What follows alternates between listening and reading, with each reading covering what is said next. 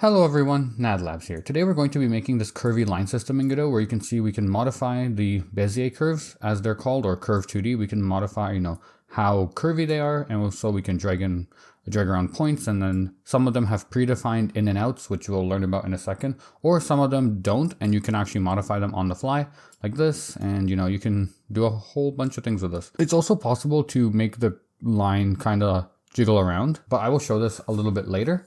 And this is not part of the main tutorial, but we're just going to be making curvy jiggly lines in Godot. Hello everyone, NadLabs here from the future. Just make sure you check the chapters and skip around because I do a lot of yapping in this video. It's not supposed to be this long. I'm just talking too much and I'm putting in like basic explanations. Feel free to skip around and find the parts that are important. I believe if you go to the middle of the video and afterwards, you should find the most important parts there. We start off with making a new project, Curvy. Once you have the project, create and edit. Okay, so we're going to start with making the simple world scene. I'm pretty sure I've said that in almost all my videos at this point. So I'm gonna put it into my source folder, save. That's pretty cool. And I'm just gonna click F5 to run the scene to make sure everything's working, handy dandy, all cool. So what I'm going to do is I'm gonna need two things. The first thing I'm gonna need is, the points, so we can make the points real quick. And the points are very simple. They're just area 2Ds with a simple collision shape. If you're wondering how I add, I'm clicking Control A, although that might not be super evident from the hand cam. And I'm going to attach my, little collision shape. And, just to put it visually distinct from the little clip you saw at the beginning, I'm going to put area 2D. I'm going to do draggable. Okay, I'll just save it in the same spot. And I want to have the draggable drag. So create. To make the draggable, I'm going to have a variable called isMouseIn. So is the mouse inside of the draggable itself? And then var is pressed. So like, am I dragging and pressing it? So what I'm going to do is not make new, but in function ready, I'm going to connect a few of the signals. So the signals I want to connect, I'm going to do a lambda function, which is, anonymous function, so to speak, from JavaScript land or whatnot, but you'll see, or Python. Okay, so I'm going to connect the mouse entered signal. So mouse entered is a signal on an area. So node mouse entered, where is it? Okay, collision object gives it mouse entered. So area 2D has the ability to perceive, did the mouse enter the collision area? So if mouse enter, we're going to connect. If mouse enter, we're going to actually make a function. So that is our function. And that is like the same thing of doing like func something, brackets, and then, colon. So func, if it is in, then we're going to say mouse is in equal to true. And then mouse exited. Connect, and we're going to make a function again I'm going to do the exact same thing, but what this means, because this may look complex to a beginner, but mouse exited dot connect, so we're taking the mouse exited signal and we're connecting it to, what are we connecting it to? We're going to connect it to, handle, mouse exit, blah, blah, blah. So I'm just showing that this signal is the exact same thing as this, and then function. And then what we want to do is tell isMouseIn equal to false. So now what I want to do is, in my physics process, I'm going to ask my input, object, or like the input of the game, is action pressed? And then I'm going to make an action called click. Okay, so I'm going to go to project settings real quick. I'm going to type in click, and I'm going to press mouse button pressed, so left mouse button. And so if we're pressing, then what I want to say is pressed equal to true. And then if we're not, then is pressed equal to false. Okay. And now what I want to do is if my mouse is, or no, not if my mouse is in, but what I want to say is this only happens, or I only press and click if my mouse is in. So this may seem very abstract, but I'm going to pull up the world if I forgot to add it. So I'm going to go back to my world over here, my world scene, not my draggable, but my world scene. I'm going to say, instantiate draggable. Okay. It doesn't matter if it's in the corner because we can drag it. But what I want to do is, I can click and nothing's happening. Why is nothing happening? Well, let's think about it. Am I setting the position? No. So what do I want to do to set the position? What I want to do is if I am pressed. So if is pressed, and it's kind of implicit. This is true. True, not ter. If it's true, then what I want to do is global position of the area 2D is going to be equal to my mouse position. That's the simplest way we can do it. And you can see we can drag it around. But you can see that if I I drag around slowly, it's cool. But if I like go fast, it stops. Why? Because the second is action pressed and mouse in, if these are true, then we can drag it. And the second our mouse is out, it's no longer true. So we have to get rid of is mouse in. Simple as that. So if it's pressed, then, you know, we can drag around, which is cool, you know. But the issue is now it's teleporting.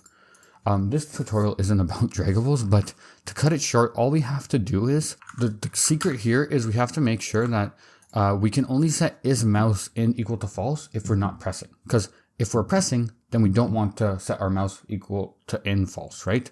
Because it's technically still in, we're just catching up to where it is. And mouse in. I'll explain this in just 1 second, but now you can see no teleport. And the best part is, the reason we have to do this is because if we have multiple points, then we have to make sure that, you know, if we click, all cool, but the second we click into one, it stays with us, we can drag it around, stays with us, drag it around, drag around. Okay. To explain this again, very simply, what I'm doing is each ball here has to be able to relate to, each ball here has its own is mouse in and is pressed. If my mouse is inside the ball and then I press, right, we're doing this. And is pressed is true, and then if is pressed true, then we can drag it around. If I drag too fast, my is pressed is always going to be true, and it will only be true if mouse is in. But if I drag too fast, is mouse in turns into false. However, this saves us. If you don't understand this, I believe I have a video on this in more depth, but you know, we're not here to make draggables. And I'm going to say link old video. Anyways, let's get back to the point of this video, which is points. And what do I mean? Well, what I mean is we have to have a little like way to connect these points. So what we're going to do is we're going to make a line handler or line, I don't know, manager. I hate those like holder manager words. Let's call it line brain. Okay, line brain it is. Line brain, okay? And line brain is here. We're going to save and then we're going to create scene. What we're going to do is we're going to say at export var, it's going to be called, you know, we have to get reference to where all the lines are. So, you know, line holder or line holder node thing, okay? And this type is going to be a node 2D. Now, what I'm going to do is I'm going to go back to my world scene real quick, and I'm going to go to the world, and I'm going to say node 2D.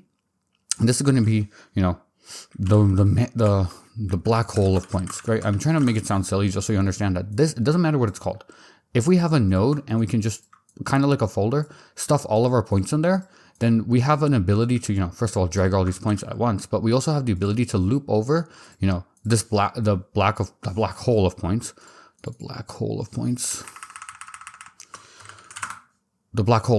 And what we can do is we can kind of loop over. If I, you know, go over here, we can loop over these, and we can like continuously get their positions and whatnot. So what I'm going to do now is I'm going to go to world and I'm going to say line brain. So line brain, if you go to the inspector, if we save the line brain scene, if we go to the inspector here, you can see that we have the exported variable here, and it's called line holder node thing. And all we have to do is drag the black holder of points in there. And now we have reference to it. We could do, you know, on the ready function, get parent and then get node, but you know, I find dragging is so much easier. And now we're going to make a var of points, and it's going to be an array.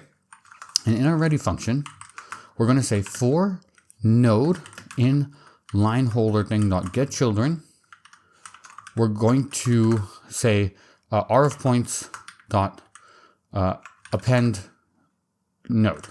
This is the same thing as just doing get children, or this is the exact same thing as, you know, doing this r of points equals get children. I in fact will do this just because it's easier. And why do I have to do this? Well, it's cool that we have the ability to, you know, loop over all of these, but I want to have like a solid reference in an array that, you know, in this array of points, we can find each area 2D. So if I actually print r of points, you'll see in a second that we actually have like a list of all the areas. Why does this matter? Well, now I can actually tell my line brain, hey line brain, take a line 2D. And what we're going to do, we're not doing this for like the final tutorial, but what I'm going to say here is, you know, set up linear line. So just connecting the points straight up. What we're going to do here is we're going to tell points or what we're going to do is for point in r of points, we're going to say var pos of point, or I should say call it like var r of areas actually, var r of areas, or let's say draggables, var r of draggables, just to make it easier. So the array of draggables, right? In our array of draggables, what we're going to say is for draggable, I'm going to say var point of draggable is going to be equal to a vector or type vector2 equal to draggable dot global underscore position, because you have to remember that this is just a bunch of area 2Ds, and we're just asking for that like global position of that area 2D. Next, we're going to ask our line 2D dot add point where that point is. So if we do this and we run it, what we should see is nothing. Why do we see nothing? Well, one way we could debug this is to see if, hey, okay, we have the ability to add points, and the points show up here because I saved the scene, and when I run the scene, nothing changes. Why does nothing change? Well, let's think about it one last time. If I go to line brain over here, am I calling setup linear line? Absolutely not. If I set up linear line now in the ready function, we have a bunch of lines, and you can see that there's points to the other points, or there's already predefined points here, but I didn't place them. The reason is because we actually have to tell line 2D to clear yourself before you add the points. Now that works, and now you can see it doesn't drag. Why doesn't it drag? Well, what we have to do is in our physics process function, we have to say set up linear line. And now you might be saying, hey, this is really stupid because you're continuously setting it up, but you're also continuously clearing it, and that's the only way you can realistically, based off a bunch of points, drag a line. There may be better ways, like you don't have to continuously set it right now because it's running, but only set it when is mouse or is pressed is happening true. There's optimizations, but I don't care. I just want to show that you can make this and you can do your own optimizations later. Okay, now that we have the ability to drag points and whatnot, we also have to have the ability to make it curvy. So how do we make it curvy? We make it curvy via a path 2D. So if I do path 2D as a curve 2D, what I care about is the curve 2D. That's how I actually figured out how to make this tutorial, is because I was playing around and I saw path 2D. I'm like, oh, curve 2D, what the hell is curve 2D? So I search help, curve 2D. Okay, cool. And I'm like, oh, wow, this is so cool. So curve 2D is a Bezier curve in 2D space. Now, I think I have to go to Paint for this. Okay. Okay, so the idea is, it's basically this line tool in Paint. So if you draw a line and you place a point, you can kind of like make a curvy point, and you can't really place, you can place two like curviness factors. So if I draw a line, one down and one up, you can see I can make it like a sine wave.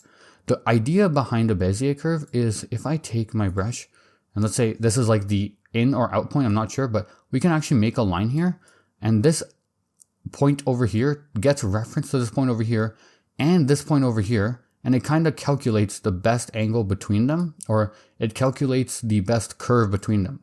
I believe there's a bunch of extra like explanations. Sorry, it's not angle, it's the distance between them. Like it was taking the average distance between them across the line, and also this one has a reference to this one over here and this one over here, and it kind of just estimates the best position between them. There's a shit ton of explanations online, which I will link old video and link better Bezier tutorials. And the point I'm trying to make is all we have to care about is this add point function in the curve 2D class, and this add point function takes in a position, it takes it in and it takes it out. Why does that matter to me? Because I can actually set that in and out. So in is over this one and out is this one, and we can actually define. So if this point was more over here, like let's say it was over here, we can actually draw that out. I'll draw that out in blue. You see, if I draw this line out and place this one, oops, wrong tool. If I draw this line out again and place this one here and place this one over here to the best of my ability, we get a different curve. The point being, we just have to care about add point, and we also can care about this get baked point. So it gives us a packed vector2 array, and this actually just returns, the curve itself. Because if you think about it, our line 2D, which was our line 2D over there, which was basically this, or it was a bunch of, these packed together. You could technically smooth this out, and the way you smooth it out is if you, put this one here, and then you put like a tiny one curving, a tiny one curving, a tiny one curving, a tiny one curving, etc. Then you can make a curve if you like refine this to like almost infinity, which is what Godot does. It's kind of calculus. The point being, that's all we have to use. I hopefully done enough base yapping, and you can skip around to the chapters. I will also remind myself to put that at the beginning of the video. Okay, so the point being, we can now make the curvy line. To make the curvy line function, we're going to say for draggable in R of draggables, we're going to say print, or we're not going to do print. We're going to do var point in space. Point in space is going to, remember, it has to be a vector2, and it has to be the draggable.global underscore position, because over here we're getting a reference to all the area 2Ds. We're going to also say we have to make a curve 2D. So we're going to do var curve 2D is equal to curve 2D.new. And what we're going to say is curve 2D dot add point space. After that, what we're going to say is, once we have that, that's cool. But we're going to say var r of curved points. R of curved points is going to be equal to c2d dot get baked points.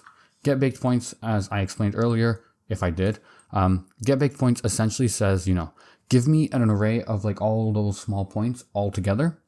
And that is what we're going to print out and just take a look at. So R of curved points, if I take a look at it, you can see we get a bunch of them. And the reason we have to get a bunch of them is because if I didn't explain it already here, I did. We have a bunch of these little lines combining to form that curvy line. The smaller the segments, the curvier it gets. And I believe you can also check it out over here if you go to the Curve 2D documentation. If you do get baked points, or you can sample baked, like you can tessellate. You can change the tessellation amount, and how that tessellation basically means like how blocky is it. If you want a smooth, like the default values give you a pretty smooth line though. So if we do that, and we tell our line 2D over here, line 2D, hey, add point, we have to do 4 point in R of curved points. We just have to do add point, right? Because it's already giving us a vector2, we just have to add point. If we run the scene, we should get a curvy line. We don't get a curvy line. Why don't we get a curvy line? The reason we don't get a curvy line is because we have to make sure that this in and out system is pretty solid. So how do we make sure it makes sense? Like, what is this in and out? Well, that is essentially these red dots and these blue, like these dots over here, they determine how flexy we make the line. If I go over here to Desmos, essentially what we're setting is how like this in and out version. I literally just searched up Bezier curve interactive, and you can see we're essentially setting these lines. Now, if you take our first point over here, you can see that we can only modify one value, and let's just set it to, let's set all of them to, just vector2.1. And let's see what the hell happens, right? If we run it, nothing really majorly happens, but some could argue it's kind of curved. What we have to do is we have to really magnify that value. We have to like place it far away, because if it's close, then it's not really curvy. And now you can see we get some sort of curve. It's not updating. That's why we have to do it in the physics process function. So make curvy line in the physics process function. If we do that, what we can see is our curvy line is leggy as hell. And it's also, setting all the time. The reason it's setting itself all the time is because we never did line2d.clear points. So if we do that, then it's still pretty good. I'd say this is pretty solid.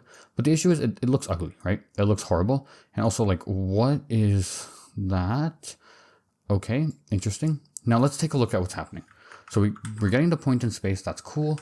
But vector2.1 is like, what is vector2.1? Vector2.1 essentially says, if I'm over here, and let's say let me get rid of this line over here. So what I have to do is I have to clear this. Okay, just making sure that there's no magic happening. What I'm essentially saying to my curve 2D is like, okay, cool, you have all these points, but now that draggable piece you just saw is essentially just vector2.1, which I believe is in this direction. It's just going to be over here. We're not modifying it, we're not changing it, but the position is just there. Like, it's just over there. And this causes our line to, be like this, but it also causes our line to go through these points kinda, and it kinda makes them weird looking, right? It makes them go kinda through there. And if we run the scene, maybe if my calculations are correct, it looks something like this. Although I remember seeing like little jumps. Yeah, almost exactly the same. We have these little jumps away from our point. Now, how do we make it like look good? A way we can make it look good is we can add our little own markers to make sure that we can drag stuff around. So I'm just going to get rid of a few points for complexity's sake, and we're going to just take this draggable. And what the best thing we could do is we could just say draggable instantiate have a draggable. I'm going to put it over here, and I'm just going to change the color. So I know which one to click. Okay, let's make it darker blue. Hopefully that's colorblind accessible. But now you can see we have this draggable around our draggable. Okay, do not put them next together because they will overlap and coalesce, but I'm not here to, talk about that. But you see we have all our points. It's all cool. And I should flip these around, I guess. But our little blue dot isn't doing anything. The reason is, and this is almost a bit of a hacky way to do this, but what we can say is because if you think about what's happening here, if I do editable children and editable children here, what we could say is, this has one child. This has one child. Oh, sorry, this has two children. This has one child. So we can differentiate how many draggables there are based on how many children there are. So what we could say is if if draggable dot get child count is greater or is equal to 2. If it's equal to 2, we'll do something else. If it's not, then we'll do something else. So most cases, it's not going to be equal to 2, or the two cases is not going to be equal to 2. And if we see what happens, we should actually just ignore it because we don't care about this one, right? Because if draggable get child count is equal to 2, we're not setting that point there. But if we set the point there, and what we do is,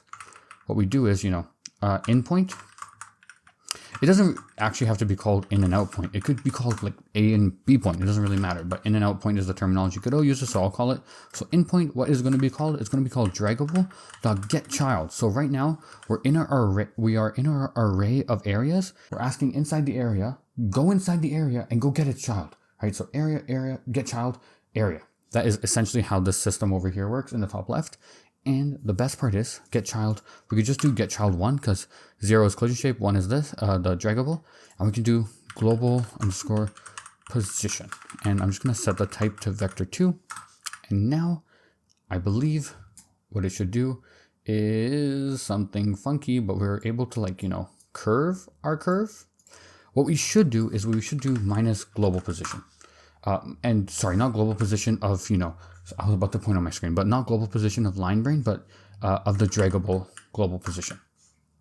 Global position. What I'm essentially saying here is, what this line here says is draggable.getChild1 global position. So get the global position of this guy, then get the global position of this guy and subtract them. And whatever this arrow is, whatever this vector is, use this point over here, this point wherever the darker blue circle is, use it as the second point. So we have it like this. We're basically using it as that, so we can curve it. And now, that may not have been the best explanation. What we can see now is we get much more realistic and understandable curves. Okay, now what happens if I want to actually set the out point? Because you can see over here, if I click this, we have out point. The out point we can set by actually doing the exact same thing, but get child 2 instead. And we can call this out point, and just set that. But again, we'd have to set this to 3 then. 3, and now what we could do is we can just clone this draggable point. So we have 2 of them now. I'll actually collapse the editable children aspect of them, so it makes a lot more sense of who is and isn't able to drag. Draggable. And now if I place and duplicate if I control D and draggable 2, we have draggable 2 here. And if you think about it, there's draggable. So there's the draggable point, which is this one. It has the collision shape, and then it has 2 children. So get child 1 would be this one, and get child 2 would be this one. Get child 0 would be getting the collision shape, which we don't really want. And now if I run the scene, you should see we have our point here, right? We can go like this. Nothing happens. Weird. But this one over here goes like this. So we can set the in and out point. And that's essentially what we have. And now you could be wondering, why isn't this working? The reason it's not working is because if I go back to my line brain and we say, okay, why isn't it working? Well, let's take a second to think about it. Oh, well, get child count equals 3, right? So this draggable 3 over here has 3 children, but draggable 2 has 2 children. Are we thinking about draggable 2 right now? Or do we care about, how draggable 2 behaves?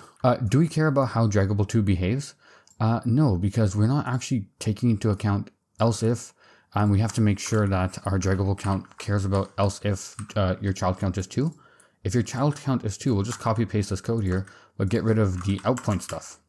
So now we have a 1 point and we have a 2 point draggable system. So we have 1 point and we can care about how this goes, but we don't set the out point there.